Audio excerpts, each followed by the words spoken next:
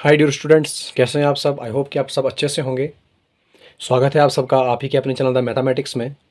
आज की इस वीडियो में हम एक्सरसाइज 1.2 का क्वेश्चन नंबर 3 जो है ये कवर करने जा रहे हैं। तो क्वेश्चन हमारे पास है, find the LCM and HCF of the following integers by applying the prime factorisation method. क्या कह रहा है कि हमें इन नंबर्स का एलसीएम और एचसीएफ निकालना है। किस मेथड से? प्राइम फैक्टराइजेशन मेथड से।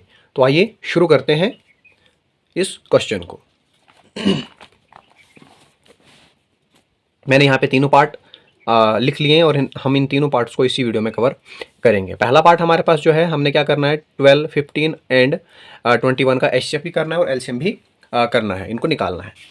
तो प्राइम हम लिख देते हैं यहाँ पे, क्योंकि हमें बताया गया है कि हमने क्या करना है, प्राइम फैक्टराइजेशन मेथड से निकालना है। तो यहाँ पे लिख देंगे हम बाई प्राइम फैक्टराइजेशन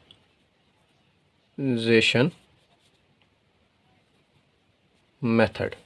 पहला पार्ट ये है जो यहाँ पे आप चाहो तो यहाँ पे दोबारा लिख सकते, नहीं तो मैंने यहाँ पे लिख ही लिया है। अब करना कैसे है, सबसे पहले हमारे पास जो पहला नंबर है वो है 12। तो यहाँ पे 12 लिख दीजिए, नीचे 15 है तो 15, उसके बाद 21 है तो 21, और यहाँ पे अब हम इनके फैक्टर्स निकालेंगे। सबसे पहले 12 है तो 12, उसके बाद दूसरा जो नंबर हमारे पास है वो है 15, तो 15, और उसके बाद हमारे पास जो नंबर है वो है 21, तो 21। अब यहाँ पे 6 2 12 होता है, 3 2 6 होता है, और 3 1 3, ये हो गया। अब यहाँ पे 2 से तो डिवाइड नहीं होगा क्योंकि एक आड नंबर है, तो 3 से होगा। 3 5 15 होता है, 3 5 15, और 5 1 5। अब ये भी 3 से, 3 7 होता है 21, तो 3 7 21, और 7 1 7। ठीक है, तो लिख लेते हैं इनके आगे इनके फैक्टर। 12 के फैक्टर हमारे पास क्या आए हैं, 2 इंटू 2 इंटू 3। 15 के फैक्टर हमारे पास हैं 3 इंटू 5, और हमारे पास जो 21 के फैक्टर जो है हमारे पास क्या है, 3 इंटू 7।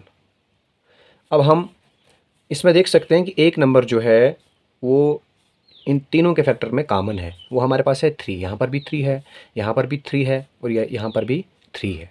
ठीक है, तो जो इनका एचसीएफ निकल के आएगा वो हमारे पास क्या होगा, 3 ही होगा, क्योंकि हाईएस्ट कॉमन फैक्टर जो है वो 3 है। तो यहाँ पे लिख लेंगे HCF इज इक्वल टू क्या है हमारे पास, 3, जो कि तीनों में कॉमन होना चाहिए। एचसीएफ का मतलब भी वही होता है। और अगर इनका एलसीएम निकालना हो तो एलसीएम क्या है हमारे पास, इसी में से एलसीएम भी निकल जाएगा, LCM इक्वल टू, अब यहाँ पे 2 की पावर, ये 2 जो है वो 2 टाइम्स है, तो यहाँ पे लिख लेंगे 2 की पावर 2 कर लेते हैं।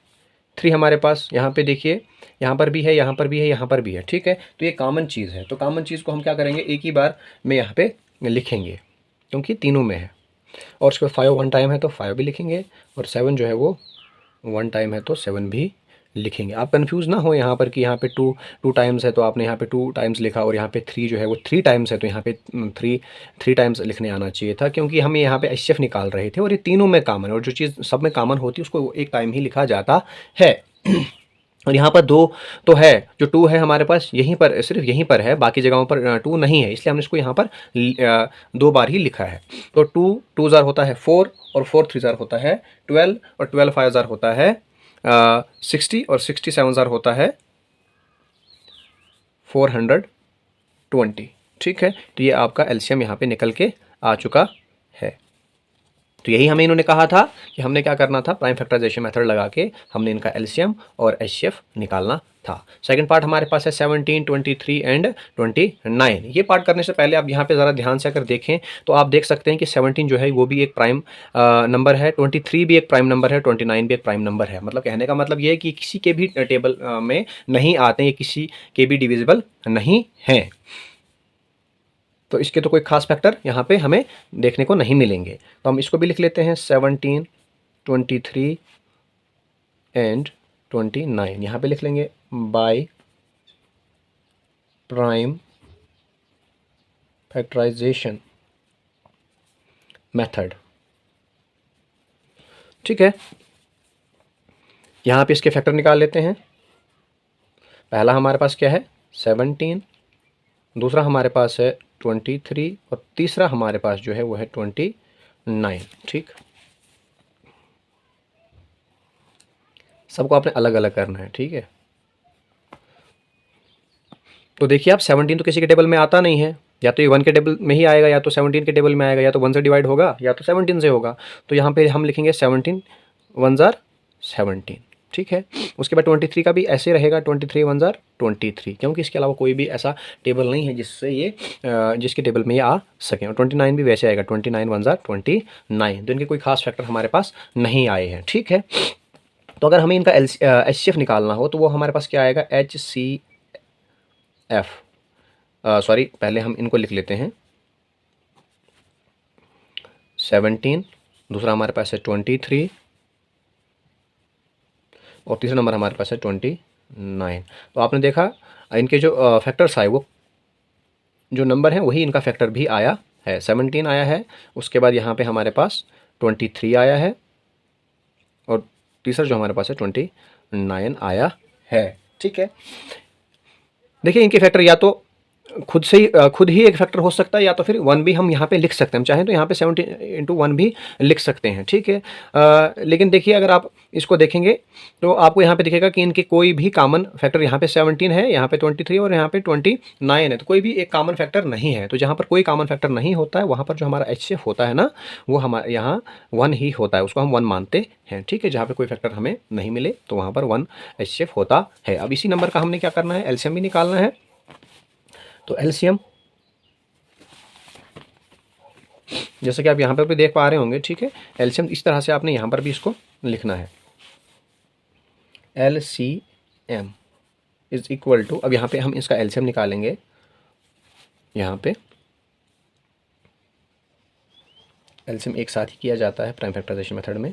तो हमारे पास पहला नंबर जो है वो क्या है 17 है, उसके बाद 23 है और उसके बाद हमारे पास 29 है। तो अगर ये यहाँ पर ही डिवाइड किसी से नहीं हुए तो यहाँ पर भी किसी से डिवाइड नहीं होंगे। ठीक है, आप चाहें तो इसको कर भी सकते हैं, तो हम शॉर्टकट में भी इसको यहाँ पे निकाल सकते हैं 17 × 23 × 29, क्योंकि ये किसी से तो डिवाइड होने नहीं है, लेकिन फिर भी हम कर लेते हैं ज़रा। 17 1 जार 17 और ये वैसे का वैसा ही नीचे आएगा। उसके बाद फिर 23, ठीक है, 23 1 जार 23 हो जाएगा, सॉरी यहाँ पे 1 है।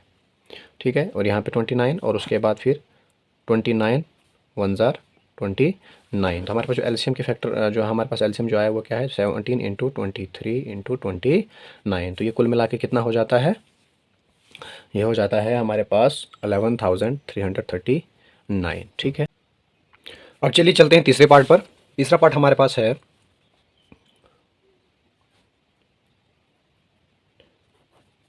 8 9 and 25।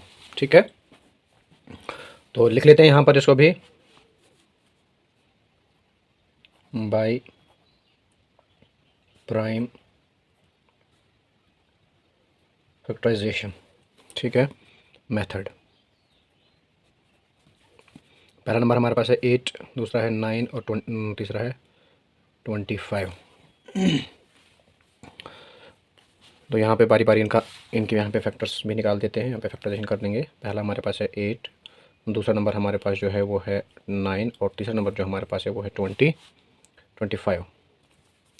तो 2 2 जार 4 होता है, 4 2 जार 8 होता है, तो 4 2 जार 8, 2 2 जार 4 और 2 1 जार 2। फिर इसके बाद यहाँ पे 3 3 जार 9 और 3 1 जार 3 और यहाँ पे है 5 5 जार 25 और 5 1 जार 5। ठीक है, तो हमारे पास जो फैक्टर हैं वो आ चुके हैं। वो हमारे पास है 2 × 2 × 2। 2 जो है हमारे पास 3 टाइम्स है। और 9 के फैक्टर अगर देखें तो वह हमारे पास है 3 × 3 और 5 के फैक्टर देखें तो 5 × 5। अब यहाँ पर भी आप देख सकते हैं जैसे हमारा सेकंड पार्ट था वैसे यहाँ पर भी हैं, कोई भी ऐसा ऐसा नंबर नहीं है जो तीनों में कॉमन हो। यहाँ 3 2 है, यहाँ पे 3 है और यहाँ पे 2 5 है।